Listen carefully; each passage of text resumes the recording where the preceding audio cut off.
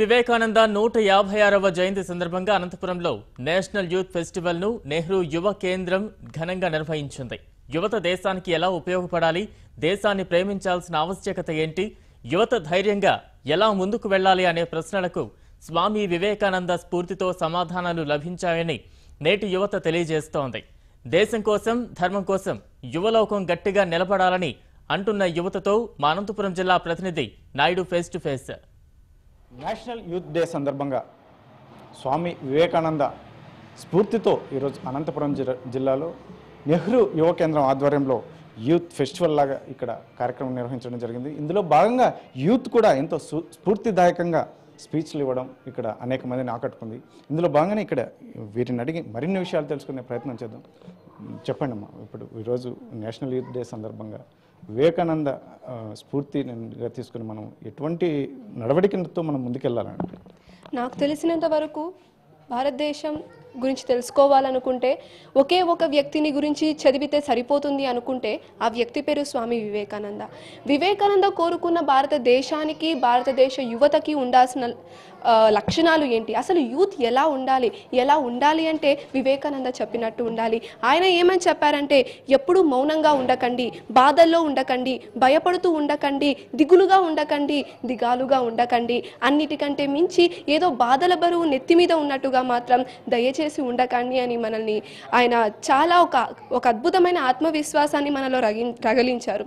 అంతేకాకుండా ఒక రామాయణంలో మనం విని ఉంటాం, జననీ జన్మ భూమిశ్చ స్వర్గాదపి దరియసి. ఇది నేను ఎందుకు చెప్తున్నా అంటే, ఈ కాలంలో ఈ యూత్ అందరూ తమ ఎడ్యుకేషన్ని కంప్లీట్ చేసుకొని they are going to western countries in search of new life style, new culture.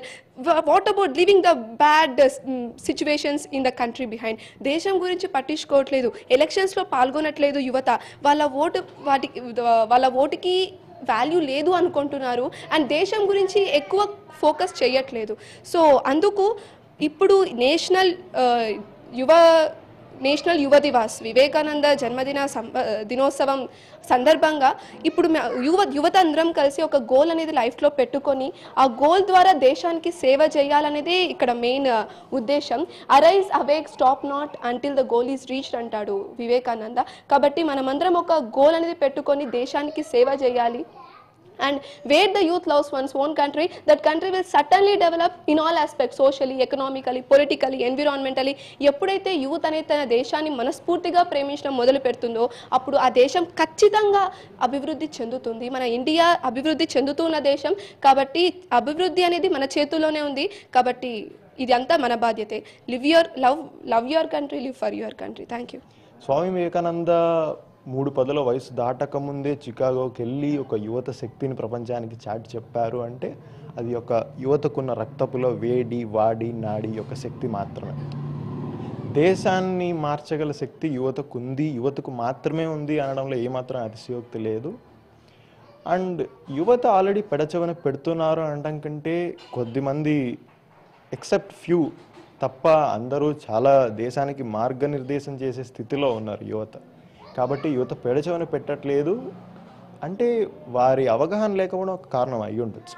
కానీ యువతే దేశానికి మార్గనిర్దేశం చేసే స్థాయిలో ఉన్నారు ఇవాళ. అండ్ వారు ఎన్నెన్ని అద్భుతాలు చేస్తున్నారో మనం నేరుగా ప్రతిరోజు చూస్తూనే ఉన్నాము. కాబట్టి యువత పెడచెవిన పెట్టట్లేదు అంటే జస్ట్ వాళ్ళకి అవగాహన లేపడం కారణం తప్పితే వారు పెడచెవిన పెట్టట్లేదు. యువత నిజంగా ఆల్రెడీ డెవలప్ అయ్యి ఉన్నారు.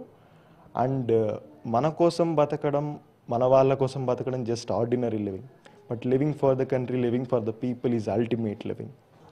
ఇది అనంతపురం జిల్లాలో చెప్తున్నటువంటి విషయం. ఏదైతే ఉందో మొత్తం మీద స్వామి వివేకానంద జయంతి రోజున ముఖ్యంగా యువతని గుర్తించి వారిలో ఉన్నటువంటి ఈ సేవా గుణము, అందులో ముఖ్యంగా దేశభక్తిని చాటడానికే మేము నెహ్రూ యువ కేంద్రం పనిచేస్తుందని, అందులో ముఖ్యంగా రాబోయే కాలంలో కూడా ముందు ఈ యువతని వెలికి తీసి ఖచ్చితంగా దేశానికి ఉపయోగపడేలాగా మేము చేస్తామని చెప్పి కూడా పేర్కొంటున్నారు.